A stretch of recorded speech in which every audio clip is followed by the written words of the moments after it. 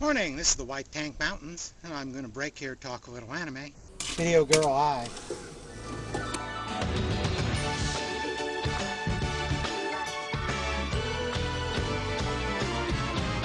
Video Girl I is a contemporary fantasy anime OVA from 1992.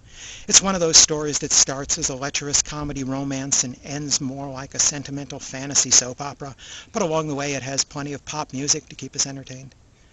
Yota is a high school student and all-around nice guy.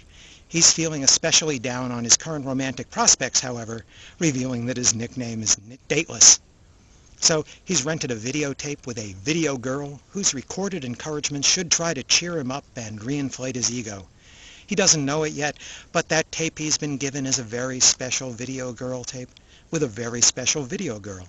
As he sits glumly down to watch the perky and supportive star, his VCR is a little out of whack, and that's only going to add to his surprise. 私、天野愛、16歳。君の名前は？いいよ。今日からいつもあなたのそばにいてあげる。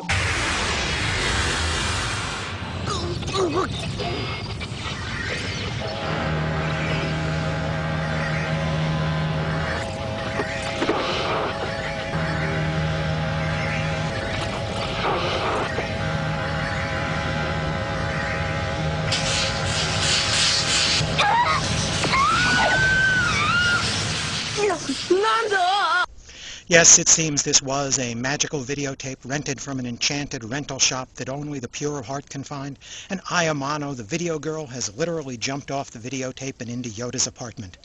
At the root of Yota's romantic problems, ignoring the sudden appearance of a magical video girl in his life, is the fact that he's got a bad crush on his pretty, longtime friend Moami.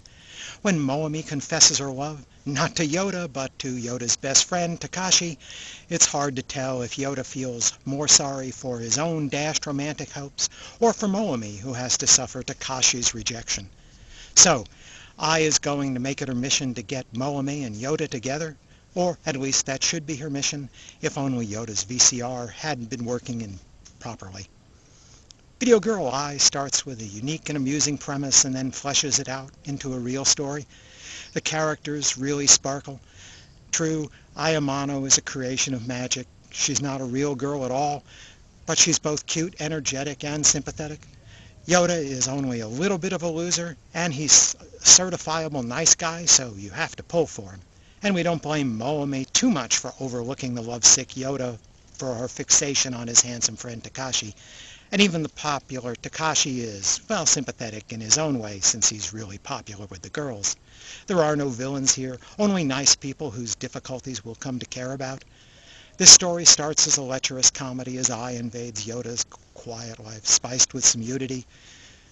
But by midpoint, it's more of a romantic soap opera with a love triangle as Yota tries gamely to help his friend Moami win the love of Takashi.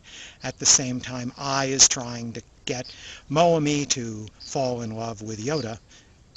And meanwhile, against all the rules, Ai may be quietly falling in love with Yota herself.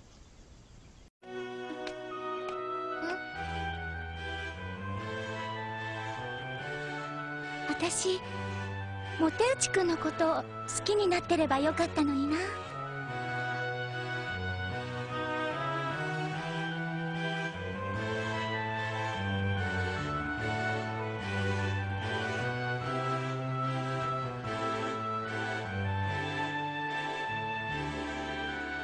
切ないな、ヨータ。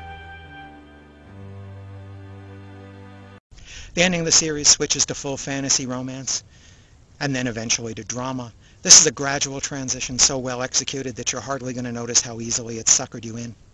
The art and animation are by an early production I.G studio, and it really looks spectacular for an OVA back in the early 1990s, and it still looks good today.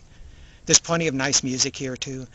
In addition to the opening and ending songs, which are nice, there's also at least one embedded J-pop love song in each of the episodes, making for a really worthwhile soundtrack by a variety of idol singers.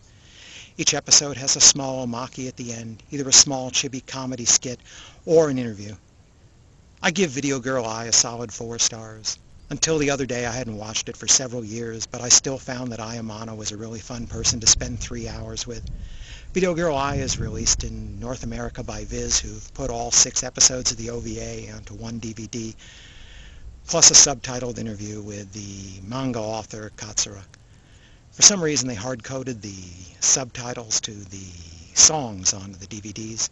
I tried watching Viz's English dub on the DVD, but it just didn't sound right to me. I could well be biased, however, because I've watched the Japanese soundtrack so many times that only Miyagumi Hayashibara is ever going to sound like Ayamano to me. So I'll be sticking with the Japanese soundtrack. By the way, this series opens with a simulation of a malfunctioning videotape player, which produced some interesting reactions back in the 90s when most US fans got their anime on videotape.